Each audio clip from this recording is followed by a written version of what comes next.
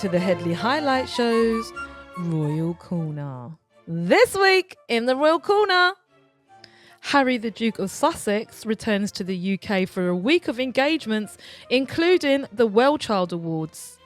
Harry, Duke of Sussex, donates $500,000 to help the wounded people in Gaza and the Ukraine. He also donates £1.1 million for fighting knife crime in Nottingham. And he also spends time with the King, King Bitter himself. I hope the side salad wasn't present at that meeting. Also in the Headley highlight shows Royal Corner this week, Meghan, Duchess of Sussex, surprises with Love crew with special gifts to mark season 2. And her half-sister, I mean, please, who's talking about her? But her half-sister, Samantha Markle, apparently has suffered a legal setback in her defamation claim against the Duchess. I mean, is this still running? I thought that was dead in the water. We also have King Bitter and the side salad chamois lever will be hosting Mr. Trump. Obviously, minus an ambassador, Mr. Mandelson's gone because he's embroiled in the Epstein situation along with Mr. Trump. Great company they're keeping, wouldn't you agree, darlings?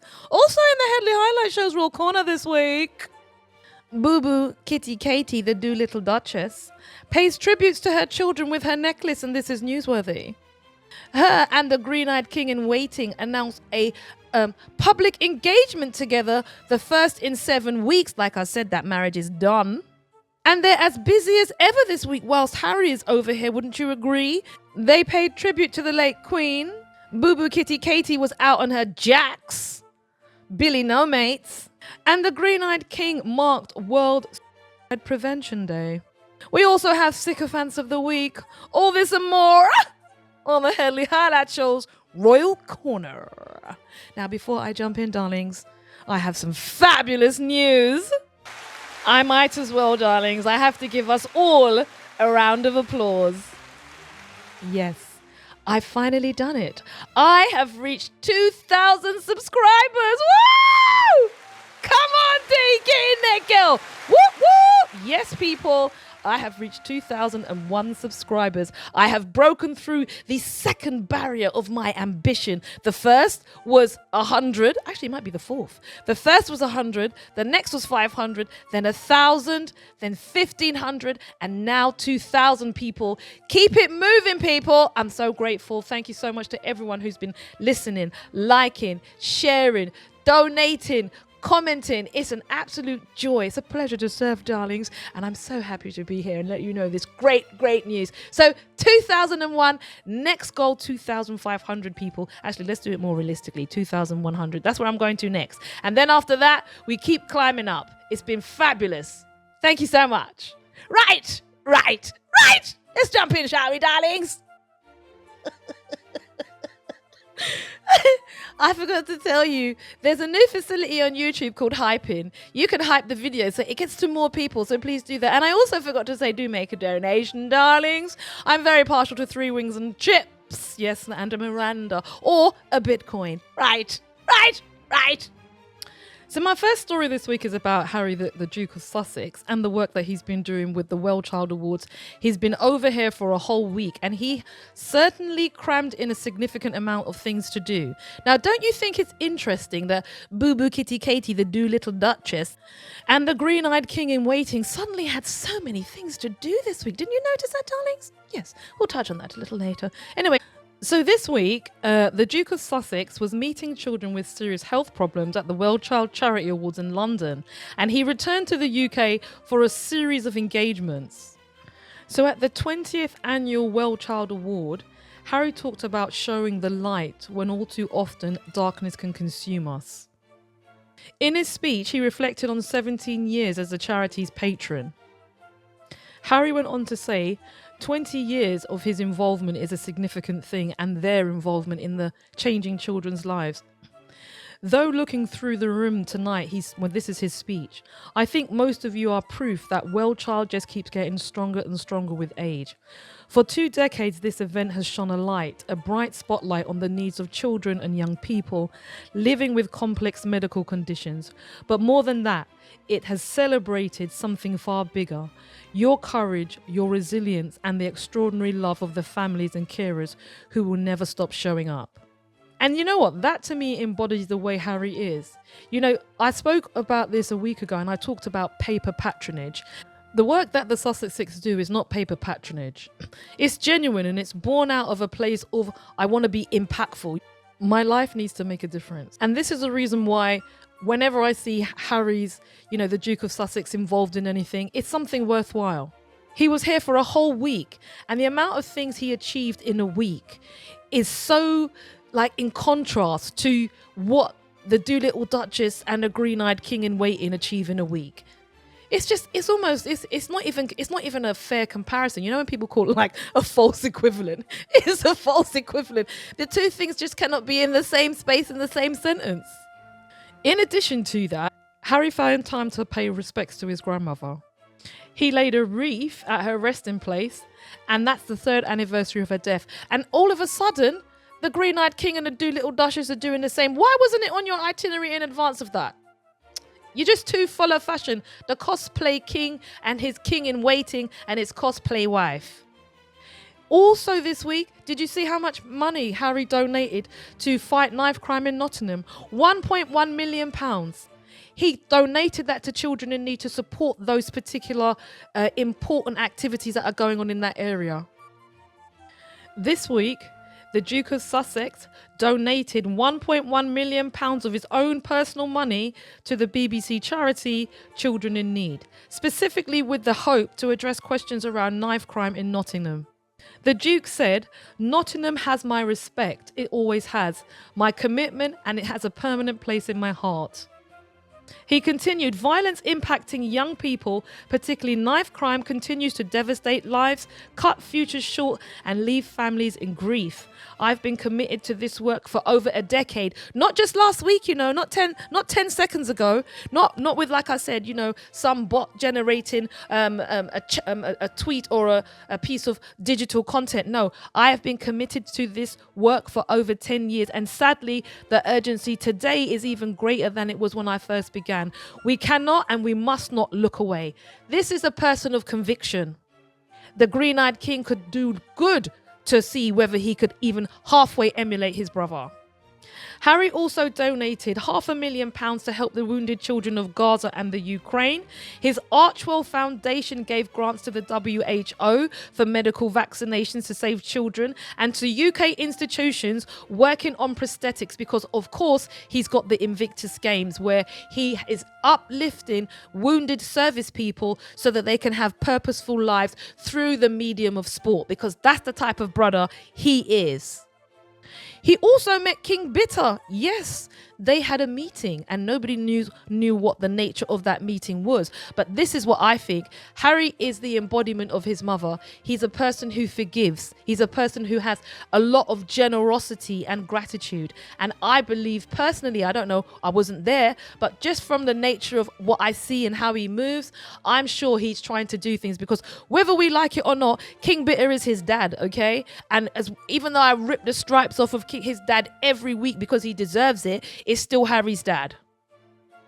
Also this week in the Headley Highlight Show's Royal Corner, I've got a sweet story for you about the Duchess of Sussex. So the Duchess of Sussex surprises the crew with a lovely gift. And the gift was to mark the 2nd season of her very successful Netflix show, which nobody else who is royal's got a show. And even when you do stuff, no one's interested in your deadbeat content with Love Meghan.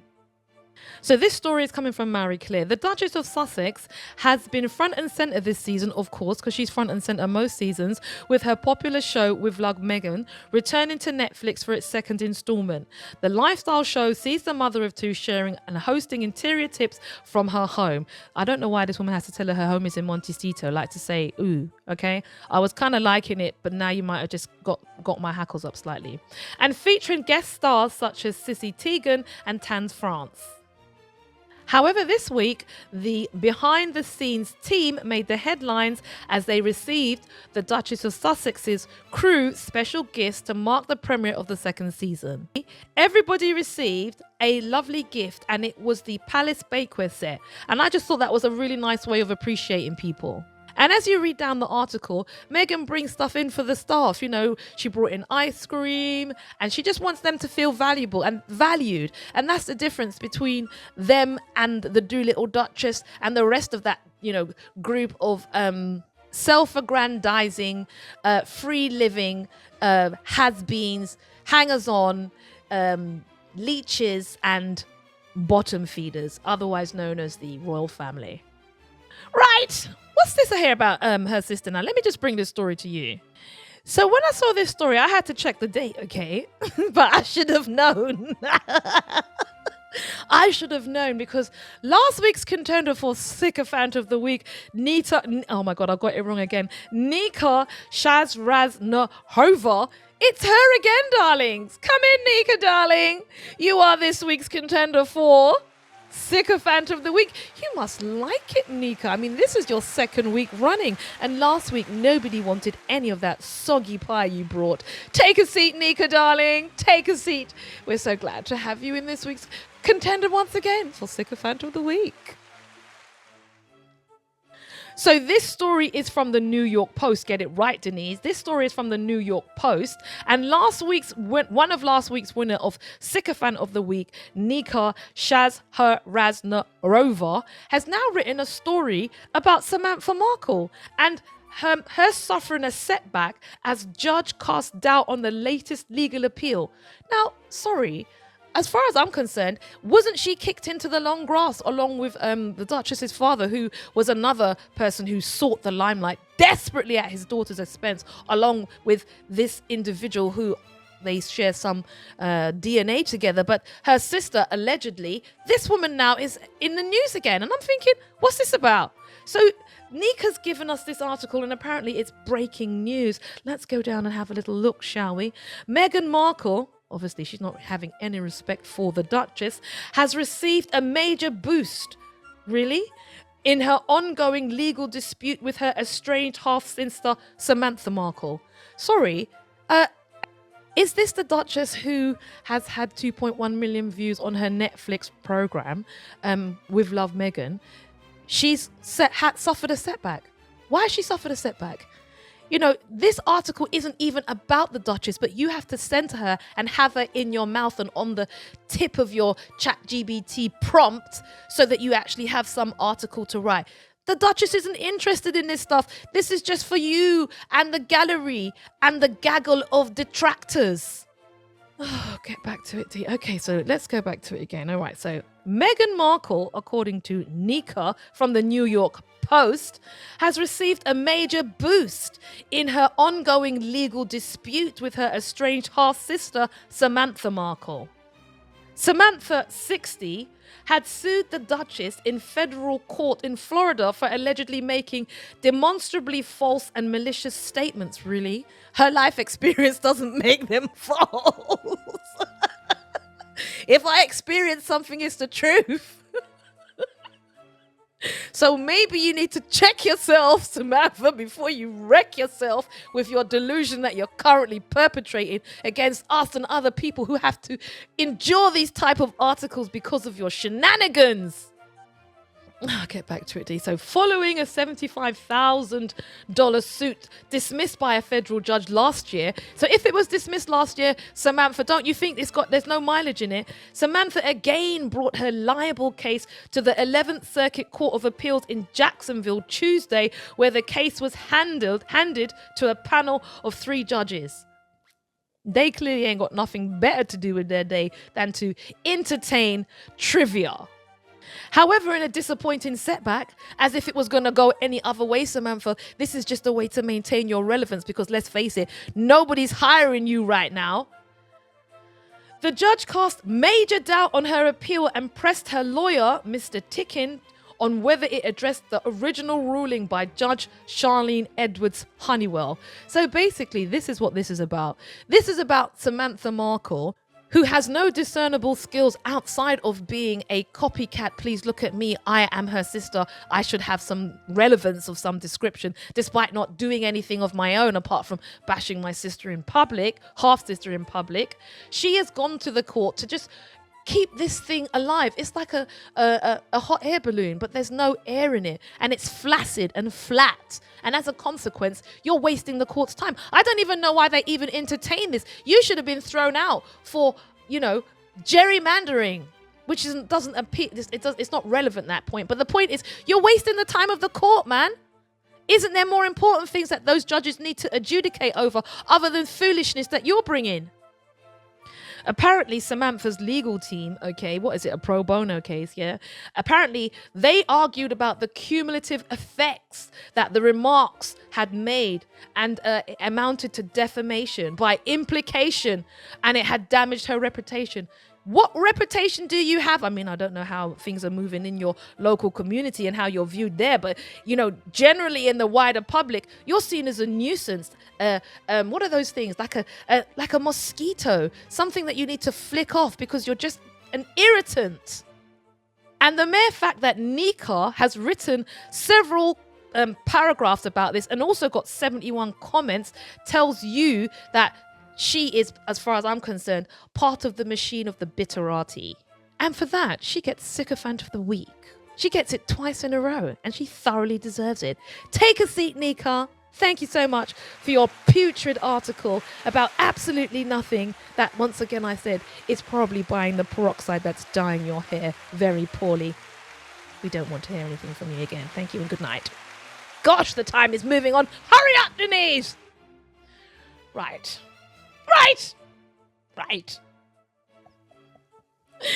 Oh, darlings, we have another contender for Sycophant of the Week from Reuters News. Take a seat, why don't you? Michael Holden from Reuters. Such an important publication. Absolutely need to pay attention to that. Pah! Take a seat, Michael. So good to have you, darling. Don't touch any of the crisp, please. Your fingers are quite dirty, given what you're writing. So the reason that Michael Holden of Reuters News gets this, he's also a contender along with Nika this week, is because he writes this really awful article. And you know what really made me pay attention to it? The way in which they centered the king as such a savior of the UK. Listen to the title, darlings. UK turns to King Charles and royals to molly Trump like no others can. So what we get from this first opening strapline from Michael the Sycophant Holden, first we have the Trumps leaning on the UK like some sort of savior. The white savior complex probably stems from there. And then the use of the word molly. Molly means to coddle, to put your arm around, to soothe, such as mollycoddle. So he's trying to give you the impression that the king is a soothing, comforting, important rock that the Trumps can lean on. Very important sycophantic trait. Listen to the language. Once, obviously in the past, head of the largest empire in history. Really? How would you even think about using that as a frame of something to be proud of? The largest empire in history, because presumably you were crushing others.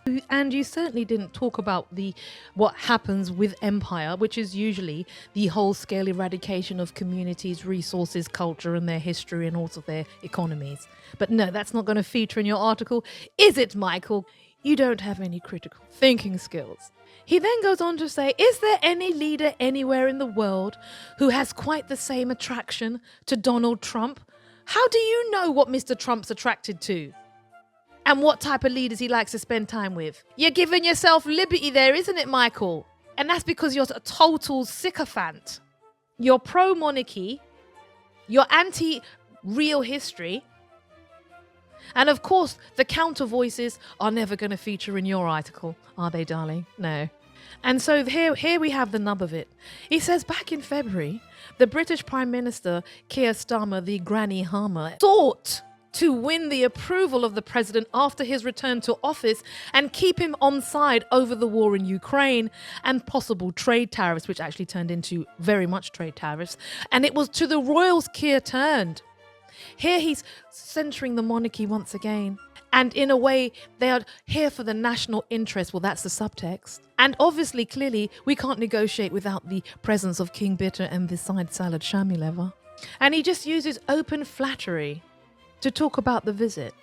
And I think this is even more interesting given the fact that the ambassador, who would have presumably been present at the visit, can't attend because his best pal, Mr. Epstein, according to the emails, should have fought the conviction for child molestation or whatever it was he was charged with. And he subsequently got sacked. And Bloomberg released more of the emails. And the king, in his hypocritical double standard fashion, will be entertaining also another friend of Mr. Epstein, Mr. Trump. It's a perfect pantomime I can't even find the words to describe. The Doolittle Duchess and the Green-Eyed King in waiting will also be playing handmaidens and coat boys for the visit, giving the overall generational seal to hypocrisy, zero integrity, and a complete lack of accountability. But it's business as usual, darlings. And because of the way Michael continues to tell us that the French president was invited on a state visit and that soft power is hard to measure, but its value, we believe, is firmly understood home and abroad. So Michael Holden from Reuters also this week gets Sycophant of the Week for his bum-sucking, brown-nosing article. And like I said, Michael, do your best not to return. You are this week's Sycophant of the Week. Thank you, Michael Holden of Reuters. And the UK turns to King Charles and the royals to mollify the Trump like no others can. That title alone garnered you 16 pies in the face, man. See you next week. Not. Also this week in the Headley Highlight Show's Royal Corner, the Doolittle Duchess was wearing a necklace with her children's initials on it, and it created news. And if I had more time, I would give the author of this article Sycophant of the Week, but time is running away from me, darlings. But yet they thought they would make it newsworthy for you. So I also saw an article this week which I thought was hugely entertaining, where I think it was the Daily Mail Online, were praising the Green-Eyed Queen in waiting, okay, because she's jealous, because let's face it, my girl's living her life in a cosplay reality. Yeah, she was praised for pulling up the fake hair with no mirror, and that was newsworthy. I mean, seriously, you need to ask yourself, and you need to find something other than her doing normal human activity, even if it is with fake Brazilian hair from the Peckham aunties, yeah? That isn't news. It's not news. But did you notice this week, her and the Green-Eyed King were out in force, busying themselves. As soon as Harry's here doing so many things, they're busy. Suddenly, they paid tribute to the late Queen. In addition to that, like I said to you, they're going to be performing a sycophantic role when the Trumps arrive, because obviously, like I said, you've got to show the generational acceptance of poor behavior, lack of integrity, and generally, we don't mind who you are as long as we're still making money, darlings.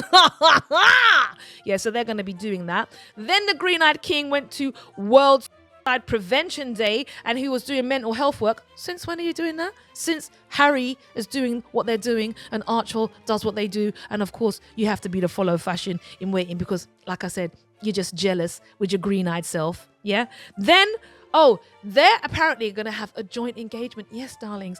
The two of them will be visiting the National History Museum, and they ain't been seen in public for like 7 weeks anyway. So I'm just thinking to myself, why is this news? Suddenly, the Natural History Museum is playing host to all of the royals. Do you know that? Do you notice how we're bringing lots of attention to the museums and the royals are doing that? Has anyone ever asked where their museums got their money from, how they made it, and how they continue to make it? How about we start asking that question? Inquiring minds want to know. Well, that's about it, darlings. I hope you've enjoyed it this week. Next week, I will be back to do the same thing, of course, darlings. I'm just so happy to serve. And what can I say? Once again, thank you so much for all of the people who subscribed. I'm at 2001. I'm aiming to get to 2100, and I can only do it with your help. I'll be here next week. You'll be here next week. Don't forget to donate and have a peaceful week. Mwah! Love you, darlings. See you next week, Toodle Pip. Right, and cut. Ta! Yes, I'm very happy. And I'm spreading the love with you. See you next week. Bye. Oh yeah, don't forget to donate. Oh yeah, and don't forget to hype. Use that new facility. Push the video. Push it. Okay, bye. I gotta stop this, otherwise I'll be chatting for long. See you later.